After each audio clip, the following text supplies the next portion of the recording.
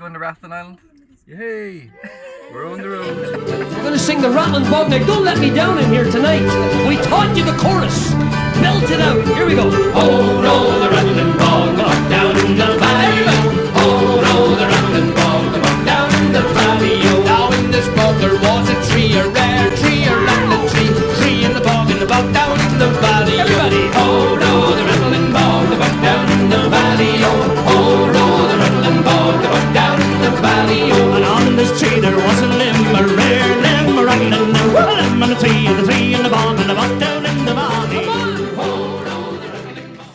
Welcome to the lovely seaside town of Ballycastle, where we are about to embark on quite an exciting journey. One of the most incredible places just off the coast of the island of Ireland, Rathlin Island, home to only 150 people. It's packed with wildlife, history, scenery, birds. What more could you want? We're about to embark on the spirit of Rathlin and check out what the special little island has to offer. Birds soar across the sky. Waves crash against rugged cliffs where the fresh Atlantic breeze carries the unmistakable scent of the sea.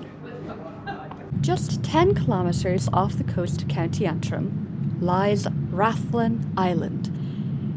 Home to around 150 residents, Rathlin is a place where nature, history and community have existed side by side for thousands of years.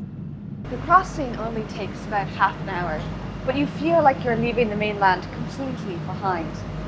As we cross over the Sea of Moyle, we're crossing waters filled with history and legend.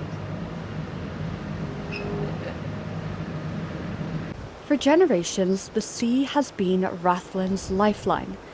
Today, regular ferry services connect Church Bay with Ballycastle, carrying residents, visitors and supplies across these often unpredictable waters. But these waters are known for more than just their ferry route. According to Irish legend, this is the Sea of Moyle, where the children of Lear spent 300 years after being transformed into swans by their jealous stepmother. Banished to these waters, they drifted between Ireland and Scotland until the spell was finally broken. Whether viewed as history or folklore, the legend has become inseparable from this stretch of coastline. Even today, a sculpture in nearby Ballycastle commemorates the children of Lear and their enduring story. As Rathlin slowly comes into view on the horizon, it's easy to understand why this dramatic landscape has inspired myths, legends and storytellers for centuries.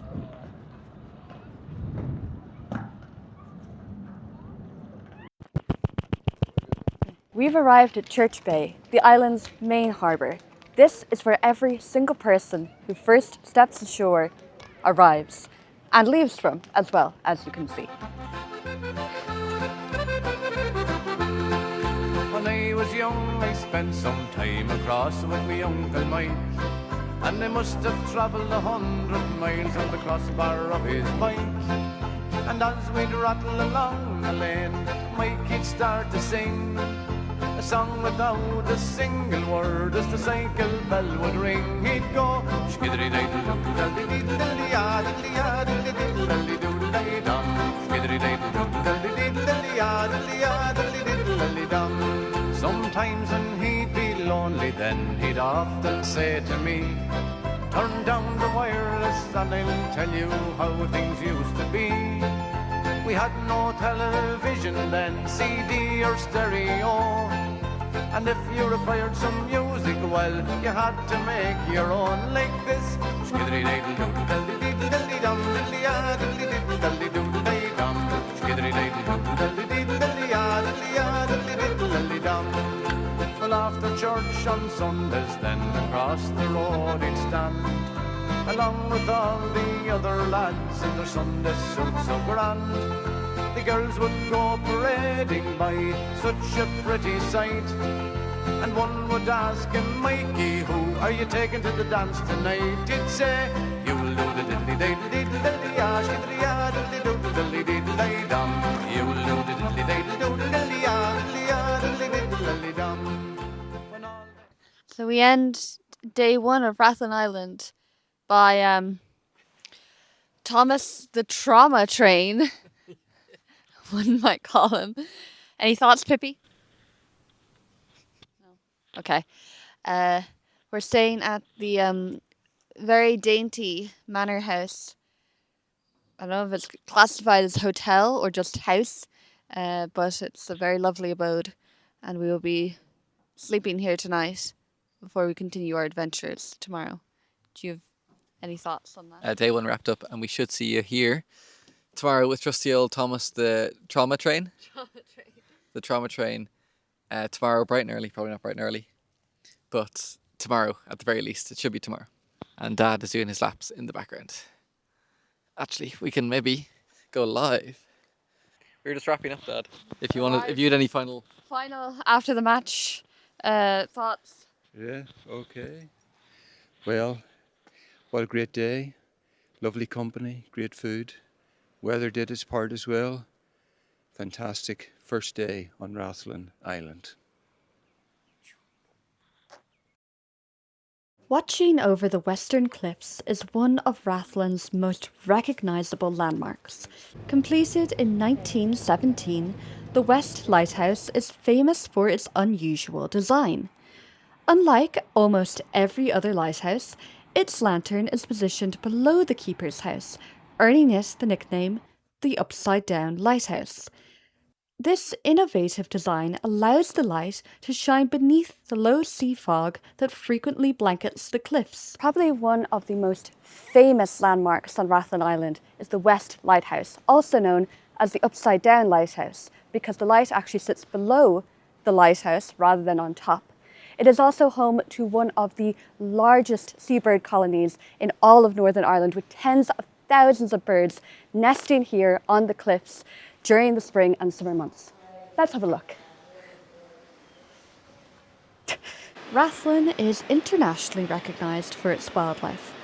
As one of Northern Ireland's special areas of conservation, the island provides a safe haven for tens of thousands of seabirds every spring and summer. Puffins arrive to raise their young alongside guillemots, razorbills, kittiwakes and fulmars, creating one of the largest seabird colonies in Ireland. Conservation work by the Royal Society for the Protection of Birds has also helped restore habitat for the rare red-billed chough, whose only breeding pair in Northern Ireland now rests here.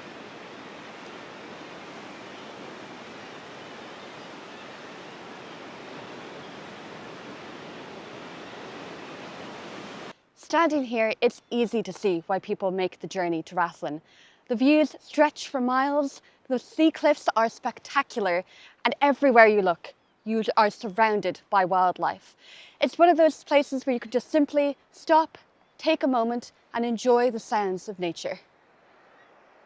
Life moves differently on Rathlin. There are no bustling towns or busy roads. Instead, narrow lanes weave between fields, stone walls, and dramatic coastlines, where the soundtrack is created not by traffic, but by wind, waves, and wildlife. Although the population today is only a fraction of what it once was, the island remains a close-knit community whose connection to this landscape runs deep.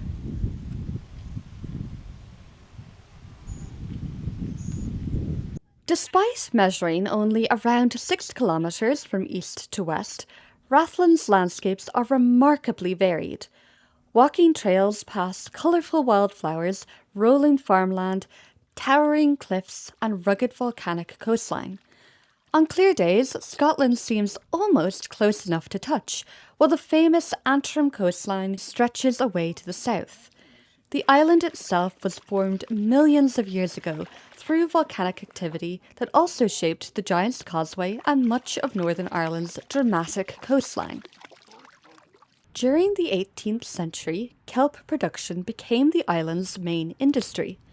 Seaweed harvested from the shoreline was burned in stone kilns to produce ash used in the manufacture of glass and soap. Although the industry disappeared long ago, the remains of these kilns can still be found scattered along the coast.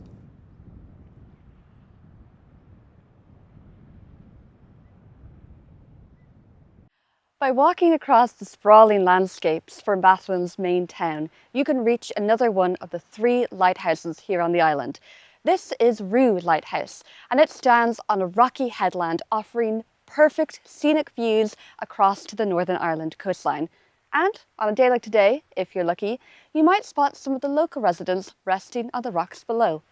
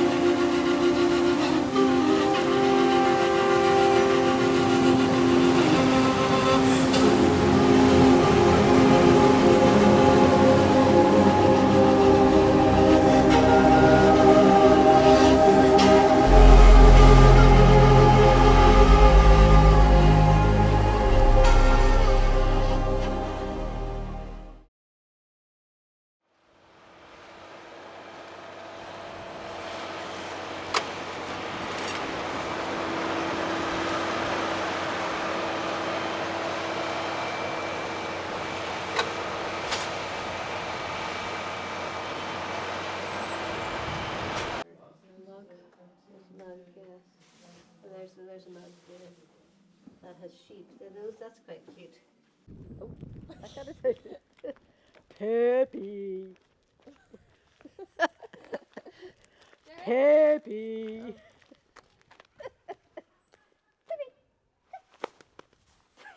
Peppy. Peppy. Come here. Come over to me. Peppy. Scary. She looks very scared.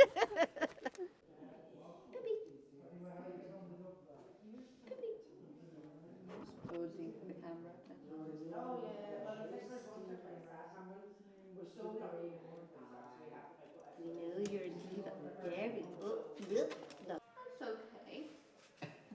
You all could have an existential crisis sometimes. Yeah, it's fine. Okay. We've just finished a wonderful evening in the, is it called the Macrua pub? The only pub on Rathlin Island, serving the most delightful drinks, pints of Guinness, pints of water. And now we are making the short walk back to the Manor House Hotel, which is a delightful accommodation, the only accommodation on Rathlin Island, but a delightful one nonetheless if you want to visit this wonderful little island. We've learned many things about it. It's really, I suppose, Pippi, if you Pippi, come to me. Come to me and we'll reflect. If you think of a community, think of Rathlin. It is a place where people come together. There are many challenges to living on an island, but people come together and they figure it out. And that is really the beauty of Rathlin, I think, at the end of the day. Don't you think, Pippi?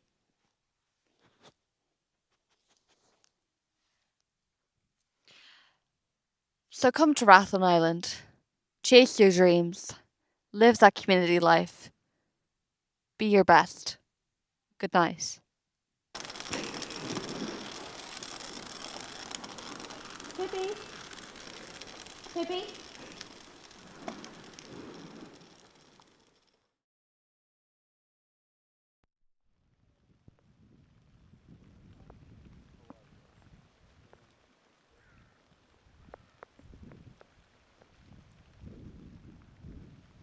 Here we are at the East Lighthouse, the oldest of Rathlin Island's 3 lighthouses.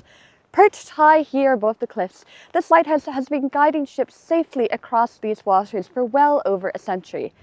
It also has played quite an important role in communications history, as it was here in 1898 that the world's first wireless telegraph link was established between the island and Ballycastle back on the mainland. It's incredible to think that such a remote location played such an important role in connecting people.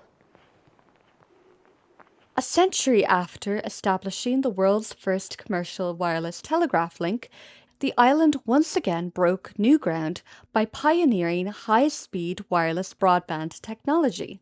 The island also embraced renewable energy, installing wind-powered generators that transformed daily life. Today, the community hopes to become fully carbon neutral by harnessing the natural power of the wind and the sea that surround them.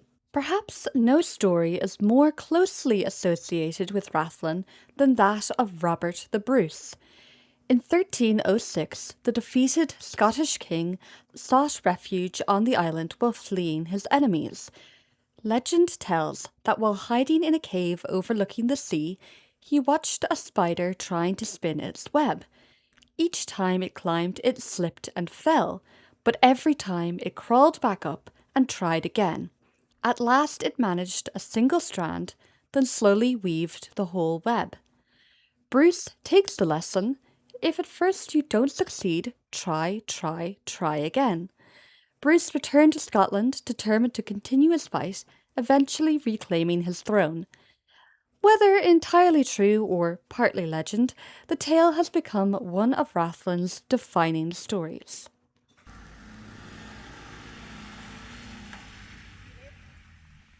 No? Sadly, it's time to head back to the mainland. But even though it's only a few miles across the sea, Rathlin has left a lasting impression on us. Whether you came here for the puffins, for the scenery, for the legends that fill this land, it is definitely a place to come back to time and time again. As we return on the ferry back to the mainland, one thing becomes clear. Some of Ireland's greatest stories are found in the smallest of places. We have arrived at Church Bay. Let's start that again. Okay. Standing here, it's easy to see why Whenever you want to go. Is that working? Yes.